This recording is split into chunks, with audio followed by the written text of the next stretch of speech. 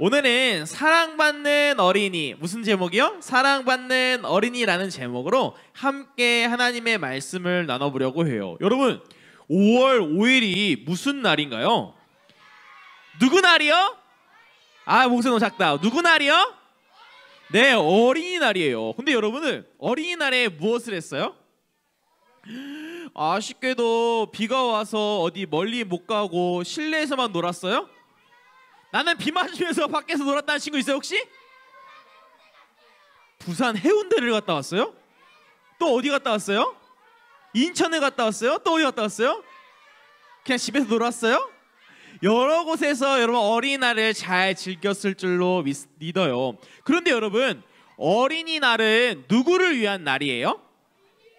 누구요? 어른이요? 누구요? 어린이. 한번 따라해주세요. 어린이. 그런데요, 이 어린이날 왜 필요할까요? 어린이날이 필요한 이유는 그것은 아마도 여러분들이 세상에서 가장 소중한 날이고 온 사회가 여러분들을 보호하고 아끼기 위함인 것입니다. 옛날에는요, 옛날에는 어린이들이라고 해서 약하고 작으니까 함부로 대했던 때가 있었다고 해요. 마을에서 공장에서 막 일을 시키기도 하고 아동을 노동으로 대했던 때도 있다라고 해요.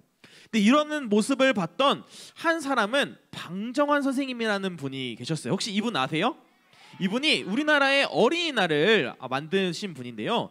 일제감정기 시절에 일본에 대항하는 독립운동을 하기도 했고 어린이날을 만들기도 했어요. 또한 이런 어린이 인권 선언을 했는데요. 이런 5가지의 어린이 인권 선언을 하면서 어린이들이 보호받는 삶을 살아갈 수 있게끔 했어요.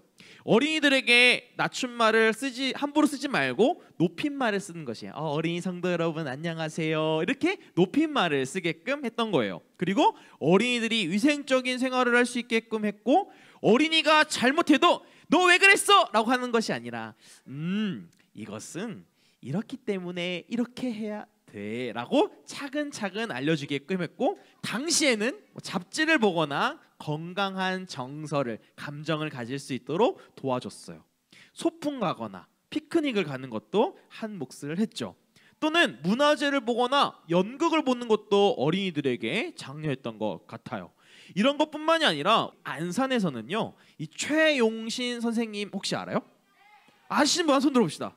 오, 손 내리시고. 최용신 선생님께서 어린이들과 농촌에 있는 사람들에게 교육을 힘써 왔던 것이에요. 저기 상록수역 가본 적 있어요? 거기에 가면 최용신 선생님에 대한 기념관이 있어요. 가본 친구 한번 손 들어봅시다. 오, 손 내리시고. 목사님도 한번 가봤는데 혹시 안 가본 친구 있으면 한번 가보면 좋을 것 같아요. 이렇듯 어린이들을 위한 날이 바로 어린이날인 것이죠. 바로 여러분들을 사랑하고 여러분들을 보호하기 위함이에요.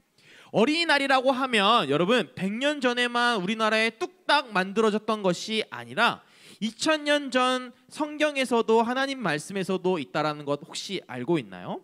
바로 오늘 본문에 나와 있는 예수님의 모습을 통해서 어린이들이 사랑받고 보호받아야 할 존재라는 것을 오늘 말씀 속에서도 알려주고 있어요. 바로 예수님의 모습인데요. 하나님이신 예수님은 우리와 똑같은 모습으로 동정녀 마리아를 통해서 이 땅에 탄생했어요. 예수님도 여러분들과 같이 어린 시절이 있었을까요? 없었을까요? 있었어요. 있어서 예수님은 커가시면서 하나님의 말씀에 따라서 살아가셨다 합니다. 누가복음 2장 39절 말씀에 이렇게 쓰여져 있는데요. 이 말씀을 함께 읽어봅시다. 시작! 율법에 따라 모든 일을 다 마치고 갈릴리에 있는 고향 나사렛으로 돌아왔습니다. 여기서 이 아이는 누굴까요? 바로 예수님을 말해요. 예수님은 율법에 따라서 모든 일을 다 마치시고 갈릴리에 있는 나사렛이라는 작은 동네로 돌아오셨어요. 이 예수님의 고향이기도 한데요. 이곳에 돌아와서 예수님은 점점점 자라났다라고 성경은 말하고 있어요. 우리 함께 이 말씀 함께 읽어볼까요? 시작! 아이는 점점 자라고 튼튼해졌으며 지혜도 많아졌습니다. 하나님의 은혜가 아이와 함께 했습니다. 아멘. 튼튼해졌고 어떻게 됐다고요? 지혜도 많아졌고 하나님의 은혜가 아이와 함께 했다라고 하고 있어요. 튼튼해지고 지혜가 많아졌고 하나님 은혜가 같이 커가는 이 예수님의 삶 가운데, 근데 어느 날 유대인들의 관습 중에 하나인 유월절이 나타나게 되었어요. 유월절에는 모든 유대인들이 다 예루살렘으로 가게 되어 있어요. 예루살렘 성전에 가서 하나님을 예배하게 되어 있습니다. 그래서 예루살렘으로 온 가족이 다 함께 예수님과 함께 갔는데 그곳에서 다 마치고 집으로 돌아오는 길에 글쎄 예수님이 사라지게 된 것이에요. 아니 분명히 저 앞에 다른 사람들과 무리에 섞여서 잘 가고 있겠다라고 생각했던 그 예수님이 순간 마리아와 요셉의 눈에서 사라져 버린 것이에요. 그래서 여러분, 아이가 사라지면 어떻게 해야 될까요? 찾으러 다녀야 되고 112에 신고해야 되고 막 난리 법석을 떨어야 되잖아요. 그렇죠? 그래서 다시 돌아 예루살렘에 가서 예수님이 어디 있는지 계속해서 찾게 되었던 것이에요. 여러분, 며칠 뒤에 3일 뒤에 예수님을 발견하게 되었는데요. 글쎄 그 어린 예수님이 성전에서 발견된 것이에요. 성전에서 율법을 연구하고 가르치는 율법학자들과 함께 이야기를 하고 있는 것이에요. 어린아이 예수님이 듣기도 하고 묻기도 하고 하면서 계속 토론하고 있었던 것이에요. 그런데요, 매우 이 모습을 본 이 율법학자와 제사장들이 매우 놀라했어요. 예수님이 너무 지혜롭고 총명스럽기 때문입니다. 그러고 나서 깜짝 잃어버린 그 예수님 다시 찾으러 다닌 요셉과 마리아는 예수님을 발견하고 물어봤습니다. 너 왜 그랬어? 너 왜 아버지와 내가 걱정하게 너를 찾으러 다니게 만들었단 말이야? 라고 예수님에게 이렇게 얘기했어요. 그랬더니 어린 예수님이 이렇게 이야기를 하는 것입니다. 왜 저를 찾으십니까? 제가 아버지 집에 있어야 할 것을 모르십니까? 라고 이야기를 했어요. 그렇게 말하자 예수님이 하신 말씀을 마리아와 요셉은 전혀 이해하지 못했습니다. 이런 해프닝이 끝나고 부모와 함께 나사렛 고향으로 내려왔고 부모님에게 순종하면서 어린 예수님은 자라나기 시작했어요. 이런 일이 있음에 성경은 예수님에 대해서 이렇게 표현하고 있는데요. 누가복음 2장 52절 말씀에 이렇게 표현하고 있습니다. 우리 함께 읽어볼까요? 시작. 예수님은 지혜와 키가 더욱 자랐고 하나님과 사람들로부터 사랑을 받았습니다. 아멘.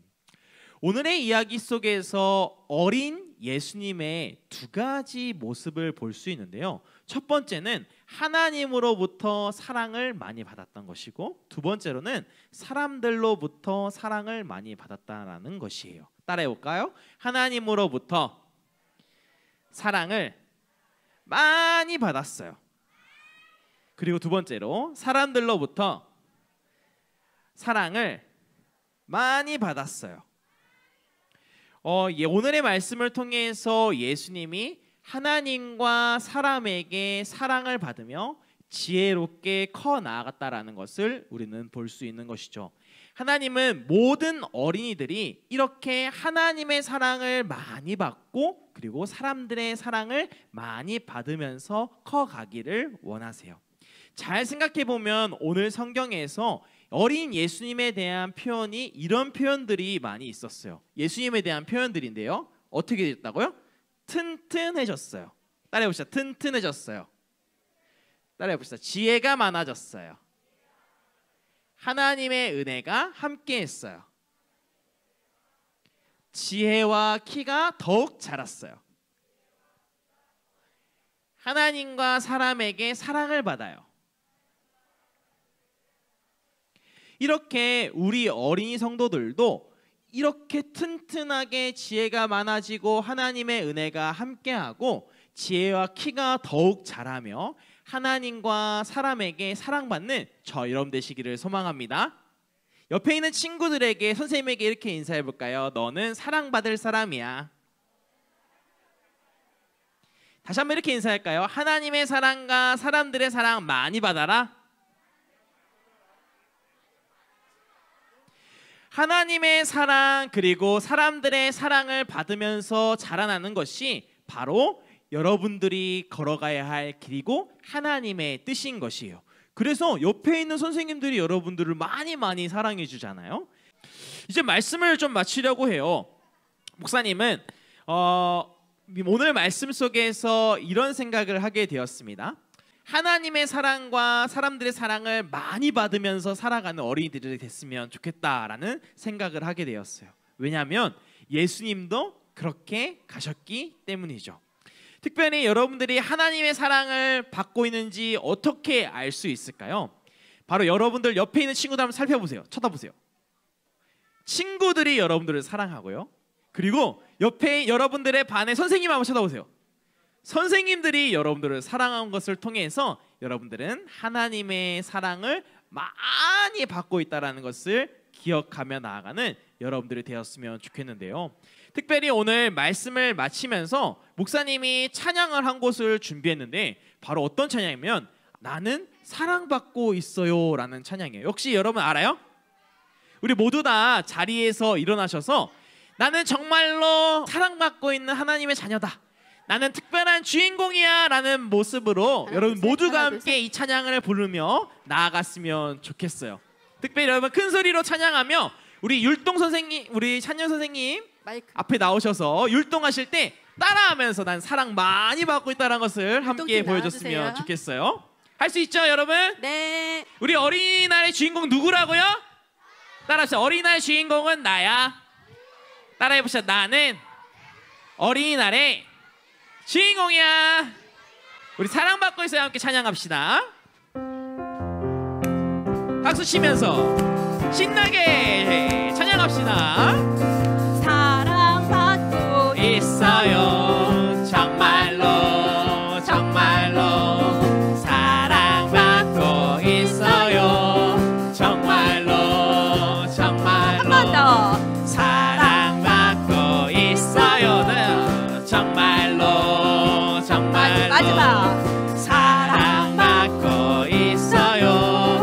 정말로 정말로 하나님의 모습처럼 우리를 만드셨죠.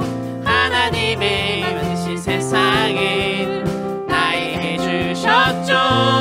나는 사랑받고 있어요. 정말로 그 사랑을 믿어요. 정말로 하나님의 그 사랑 때문에 나는 행복해.